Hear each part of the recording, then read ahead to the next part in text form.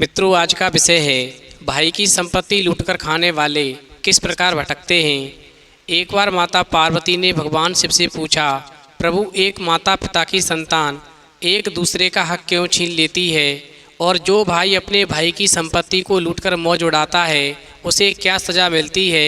मैंने मृतलोक पर देखा है, एक भाई अपने भाई की पत्नी छीन लेता है, एक भाई अपने भाई का धन छीन लेता है, एक भाई अपने भाई की संपत्ति छीन लेता है। आखिरकार वो भाई जिसका सब कुछ लुट जाता है और वो बेचारा कुछ भी नहीं कह पाता है, फिर उसे आप किस प्रकार सुख देते हैं, या फिर वो जीवन भर गरीबी में ही समय काटता है। फिर भगवान शिव कहते हैं, पार्वती, अब मैं तुम्हें एक छोटी सी कहानी सुनाता हूँ। पहले तुम कहानी को ध्यान से सुनो, फिर तुम्हारी समझ में सब ठीक से आ जाएगा कि भाई की संपत्ति छीनने वाले भाई को किस प्रकार दंड मिलता है, और जो भाई मजबूर होता है उसे मैं किस तरह से सुख प्रदान करता हूँ। तो मित्रों, कहानी शुरू करने से पहले मेरा आप सभी से अनुरोध है कि आप हमारी कहानी में खो जाएं। उससे पहले हमारे चैनल को सब्सक्राइब करके बेल आइकन अवश्य दबा लें, जिससे हमारी हर वीडियो का नोटिफिकेशन सबसे पहले आप तक पहुंच सके और आप हमारी हर वीडियो से प्राप्त ज्ञान का अपने जीवन में लाभ उठा सकें। तो आइए कहानी शुरू करते हैं। भगवान शिव कहते हैं, पार्वती, एक बार की बात है, एक शहर में एक बहुत बड़ा किसान रहता था, जिसके पास में बहुत सारा धन संपत्ति थी। एक दिन वो अपनी पत्नी और तीनों बेटों को छोड़कर मर जाता है, और जब उसके बेटे बड़े हो गए तो उसकी माँ ने अपने तीनों बेटों से उनके पिता की रियासत को बढ़ाने की अपील की।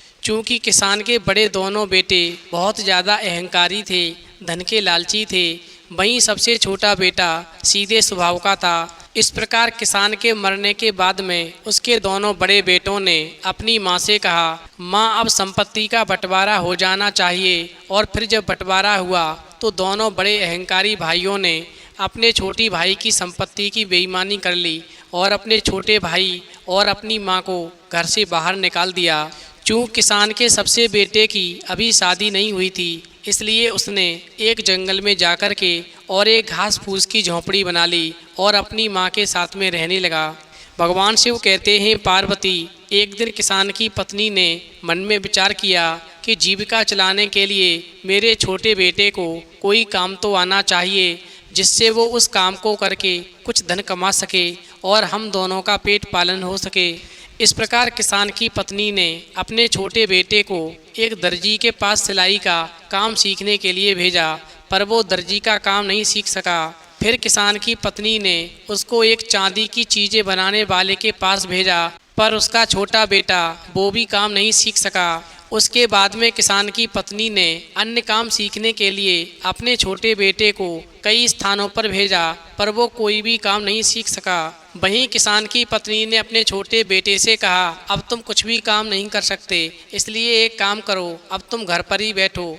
इस प्रकार किसान के छोटे लड़के को घर पे बैठना बिल्कुल ठीक लगा।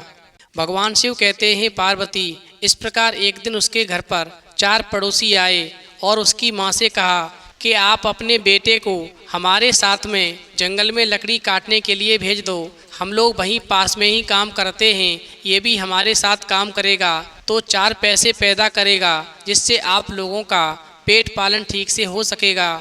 हम लोग जंगल से लकड़ी काटते हैं और गधों पर लादते हैं और शहर में जाकर के उन्हें ठीक दामों में बेच देते हैं, और जो लोग हमसे लकड़ी खरीदते हैं वो उन लकड़ियों से आग जलाते हैं। इस प्रकार किसान की पत्नी ने उन चारों लड़कों से हाँ कर दी और कहा, बेटा, चिंता मत करो, कल मैं अपने छोटे बेटे के लिए एक गधा खरीद दूंगी और फिर वो तुम्हारे साथ तुम्हारे काम धंधे में लग जाएगा। वहीं अगले दिन किसान की पत्नी ने अपने पति की प्यार की निशानी को बेच करके अपने छोटे बेटे के लिए एक गधा खरीद दिया, और फिर वो अपने गधा को लेकर के उन चारों आदमियों के साथ में लकड़ी काटने चला गया।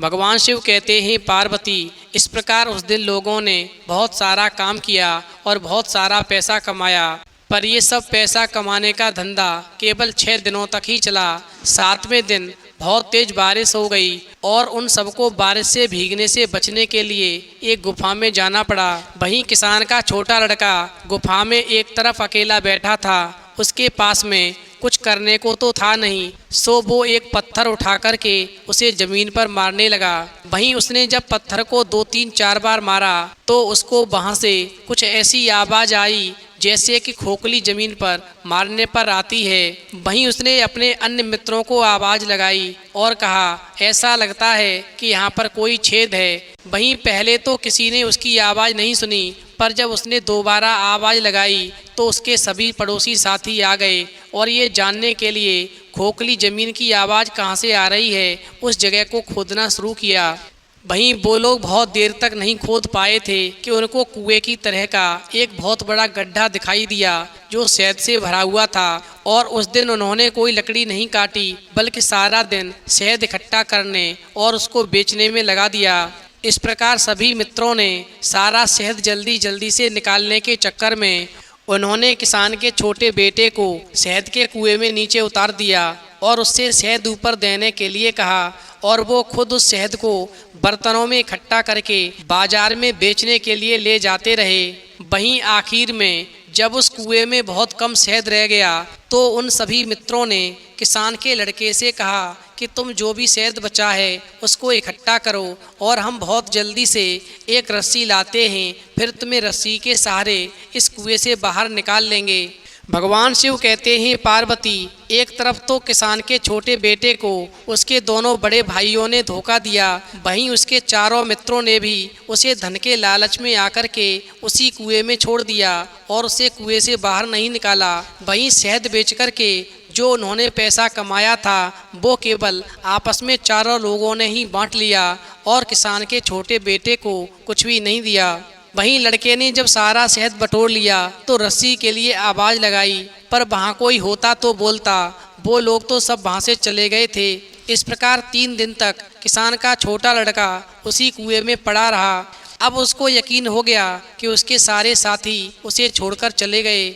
इधर उसके चारों साथी उसकी माँ के पास गए, यानी किसान की पत्नी के पास गए और उससे कहा कि आपका छोटा बेटा जंगल में उनसे बिछड़ गया और उसके बाद में हमने शेर की दहाड़ की आवाज़ भी सुनी, यानी काफ़ी ढूंढने पर भी हम आपके बेटे को और उसके गधे को नहीं ढूंढ सके। हमें ऐसा लगता है कि आपके छोटे बेटे और गधे दोनों को शेर ने खा लिया। इस प्रकार किसान की पत्नी अपने बेटे के लिए बहुत रोई, बहुत चिल्लाई, पर क्या कर सकती थी, बेचारी रो पीट कर बैठ गई। उधर उसके पड़ोसियों ने उसके हिस्से का पैसा भी रख लिया, यानी एक और तो बड़े भाइयों ने संपत्ति छीन करके उसे घर से बाहर निकाल दिया, वहीं दूसरी ओर मित्र साथियों ने शहद बेच करके सारा पैसा हड़प कर लिया। भगवान शिव कहते हैं, पार्वती, इस प्रकार मैंने किसान के छोटे बेटे पर घोर अत्याचार होता हुआ देख करके अपनी कृपा की और उसके पास में एक बिच्छू भेज दिया। उधर किसान का लड़का उस कुएं में इधर उधर चक्कर काटता रहा और सोचता रहा कि आखिर मेरा क्या होगा। फिर कुछ समय तक वो शहद खाता रहा और थोड़ा बहुत सोता रहा और बाकी समय में वो सोचता रहा। वहीं चौथे दिन जब वो बैठा बैठा सोच रहा था तो उसने एक बहुत बड़ा बिच्छू ऊपर से गिरता हुआ देखा। वहीं उसने उस बिच्छू को मार तो दिया, पर वो ये सोचने लगा कि ये बिच्छू आया कहाँ से। इसका मतलब है कि इस कुएं में किसी और जगह पर भी कोई छेद है जहाँ से ये बिच्छू आया है, पहले मैं उसी छेद को ढूंढता हूँ। सो किसान के छोटे लड़के ने उस कुएं के अंदर चारों तरफ देखना शुरू किया तो उसने देखा कि एक पतली झिरी में से रोशनी आ रही है। फिर उसने तुरंत ही अपना चाकू निकाला और उस झिरी को बड़ा करने में लगा रहा, जब तक कि वो छेद इतना बड़ा नहीं हो गया जिसमें से वो निकल सके। इस प्रकार उस छेद में से फिर वो बाहर निकल आया। अब वो एक ऐसी जगह पर आ गया जो उसने पहले कभी नहीं देखी थी। वहाँ पर उसे एक सड़क दिखाई दी और उसी सड़क पर फिर वो चल दिया। वहीं आगे बढ़ने पर उसे सुंदर सुंदर मकान भी दिखाई देने लगे।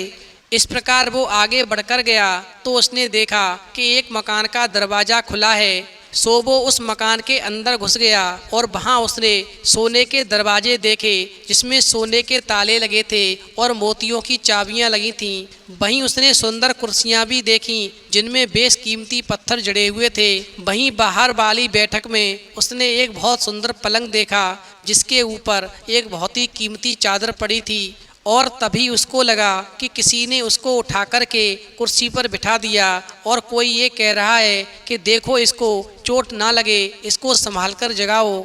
भगवान शिव कहते हैं पार्वती, वहीं ऐसी आवाज़ सुनकर के किसान के छोटे लड़के की आंख खुल गई और उसने देखा कि उसके चारों तरफ बहुत सारे सांप थे। उनमें से एक सांप ने तो बहुत सुंदर कपड़े पहन रखे थे। वहीं किसान का लड़का बोला, तुम कौन हो? तो सांप कहने लगा, मैं सांपों का राजा हूँ और ये मेरा घर है, पर तुम कौन हो? वहीं किसान का छोटा लड़का सांप से कहता है, मैं किसान का बेटा हूँ। हम 3 भाई थे। हमारे पिता के मरने के बाद में बड़े भाइयों ने मेरी संपत्ति को लूट लिया, मुझे हिस्सा नहीं दिया और फिर मुझे और मेरी माँ को घर से बाहर निकाल दिया और फिर मैं और मेरी माँ जंगल में झोंपड़ी बनाकर रहने लगे। वहीं कुछ ही दिन हो पाए थे कि अचानक एक दिन हमारे चारों मित्र घर पर आए और काम के बहाने से हमको ले गए। वहीं अचानक से बारिश होने लगी तो हमें एक गुफा का सहारा लेना पड़ा। इस प्रकार जब हम गुफा के अंदर गए तो उस गुफा के अंदर एक हमें कुआं दिखाई दिया जो शहद से भरा हुआ था।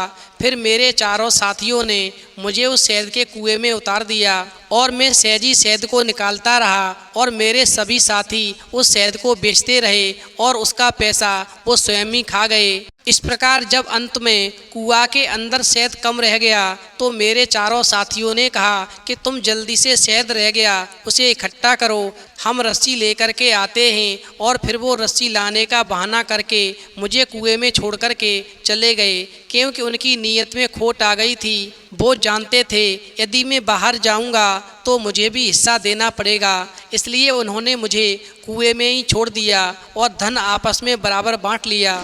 हे सर्पराज, मुझे तो भाइयों ने भी धोखा दिया और मित्रों ने भी धोखा दिया। फिर इस प्रकार मुझे उस कुएं में एक छेद दिखाई दिया जो मैंने चाकू से बड़ा किया और फिर मैं उस छेद से निकल कर के जब बाहर आया तो आपके पास तक पहुंच गया। अब मैं इस समय पर कहां पर हूं मुझे नहीं पता। मुझे सिर्फ इतना मालूम है कि एक मेरी बूढ़ी माँ है जो मेरी याद में तड़प रही होगी। भगवान शिव कहते हैं पार्वती, इस प्रकार सांपों का राजा बोला, खैर अभी तुम इसकी चिंता मत करो, पहले तुम कुछ खा लो। मुझे लग रहा है कि तुम बहुत भूखे हो, मुझे भी बहुत भूख लगी है। इस प्रकार सांपों के राजा ने हुक्म दिया तो कई प्रकार के सांप बहुत सारे बहुत बढ़िया फल लेकर आ गए। इस प्रकार किसान के छोटे लड़के ने खूब मन भर के सेब खाए और जब खाना खत्म हो गया तो सांपों के राजा ने कहा, चिंता मत करो, और उस किसान के छोटे लड़के को ढेर सारा खजाना दिया और बाहर जाने का रास्ता बता दिया।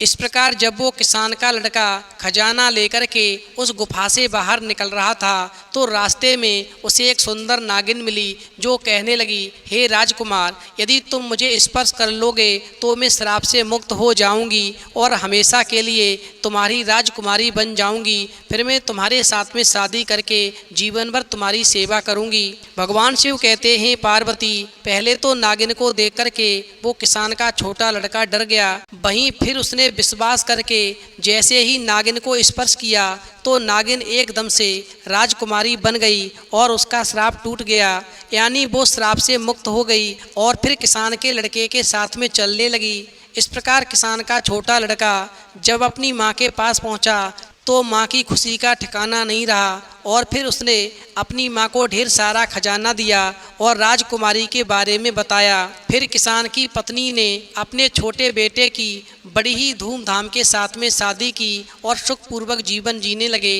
उधर जब किसान के दोनों बड़े बेटों को और उसके चारों मित्रों को ये मालूम पड़ा कि उस गुफा के अंदर जरूर कोई बहुत सारा खजाना छिपा है जिससे उसका छोटा भाई धनवान हो गया, यानी किसान का छोटा लड़का धनवान हो गया, फिर तो किसान के दोनों बड़े बेटे और उसके चारों मित्र उस कुएं के अंदर घुस गए और उसी स्थान पर पहुंच गए जहां पर सर्पों का राजा था। और फिर सर्पों के राजा ने अपने पहरेदारों को आदेश दिया कि इन दुष्ट अहंकारियों को, धन के लालचियों को एकदम से पकड़कर डस लो और इनको खत्म कर दो। इस प्रकार राजा का आदेश पाते ही अनेकों सर्पों ने किसान के दोनों बड़े बेटों पर और उसके चारों मित्रों पर एकदम से हमला कर दिया और उनको डस लिया, जिससे उनकी मृत्यु हो गई। वहीं अंत में किसान की पत्नी ने कहा, जिसका कोई नहीं होता है बेटा उसका ईश्वर होता है और ईश्वर के यहाँ न्याय जरूर होता है, इसलिए कभी भी भाई की संपत्ति की बेईमानी नहीं करनी चाहिए। माँ बाप को घर से कभी बाहर नहीं निकालना चाहिए। एक मित्र को मित्र के साथ में कभी छल नहीं करना चाहिए, अन्यथा ऐसे व्यक्ति की सर्प के डसने से ही भयंकर मौत होती है और उसको घोर नरक में जाना पड़ता है। तो मित्रों, यदि आपको कहानी पसंद आई हो तो प्लीज़ आप हमारे चैनल को सब्सक्राइब करें और भगवान शिव और पार्वती के लिए एक लाइक करना बिल्कुल न भूलें।